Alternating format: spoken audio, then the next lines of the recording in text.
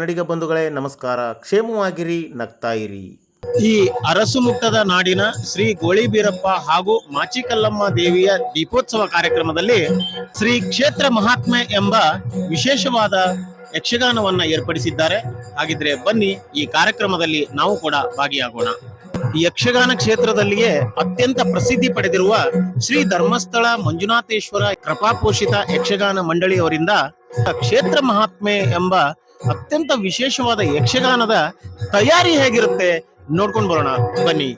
ನೋಡಿ, ಇಲ್ಲಿ ಎಲ್ಲಾ ಕಲಾವಿದರು ತಮ್ಮ ಅಲಂಕಾರವನ್ನ, ತಮ್ಮ ವೇಷಭೂಷಣಗಳನ್ನ ತಾವೇ ರೂಪಿಸ್ಕೊಳ್ತಾ ಇರ್ತಾರೆ.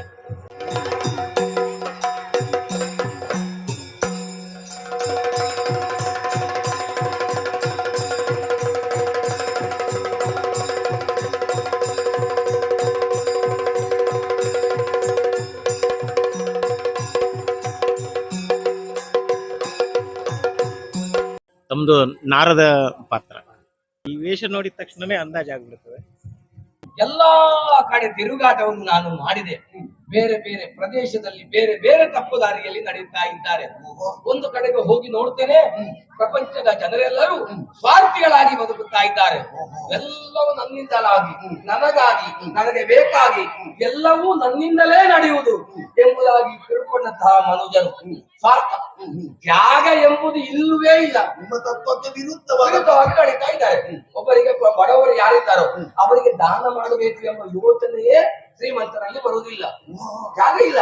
ಆದ್ರೆ ದೇಹ ಸುಖ, ಅನುಭೋಗದ ಆಸೆ. ಅನುಭೋಗದ ಆಸೆ ಯಾವುದು?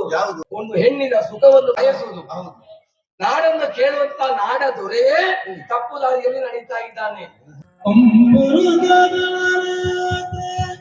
ಶ್ರೀ ದುರ್ಗಾಂಬಿಕೆಯ ಬಲಗಾಣ ಭಗವತಿಯಳು ಕೈ ಮುಗಿದು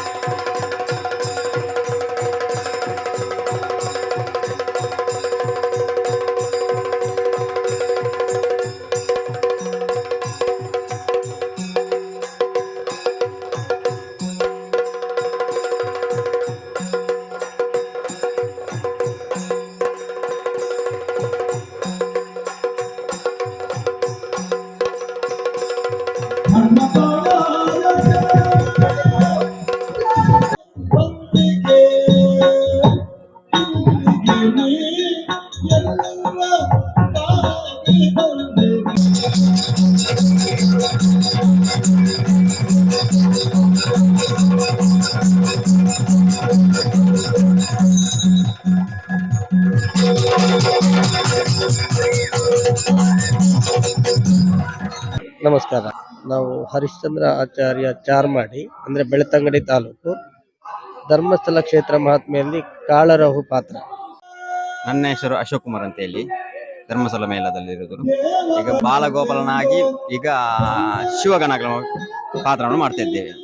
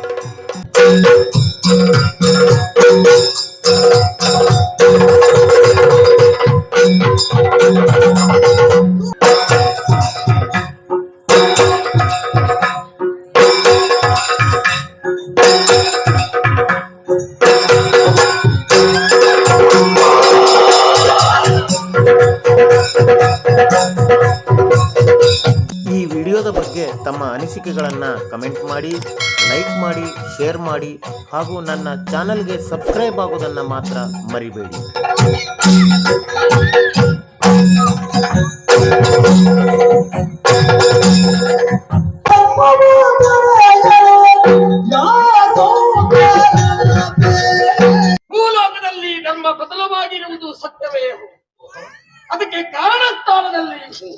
ಧರ್ಮ ಪ್ರಪಂಚದಲ್ಲಿ ಹುಟ್ಟಿದಂತಹ ಮಾನವರೇ, ಕಳೆದ ಯುಗಗಳಲ್ಲಿ ಮೋಕ್ಷವನ್ನು ಪಡೆಯಲು ಉದ್ದೇಶದಿಂದ ದೇವತಾರದಲ್ಲಿ ಮಾಡುತ್ತಾ ಇತ್ತು. ಹುಟ್ಟಿಸಿದಂತಹ ತಾಯಿಯನ್ನಾಗಲಿ ಪಡೆದಿರುವಂತಹ ತಂದೆಯನ್ನಾಗಲಿ ಪ್ರೀತಿ ಪ್ರೇಮ ಸಂವಾದದಿಂದ ಕಾಣಬೇಕು.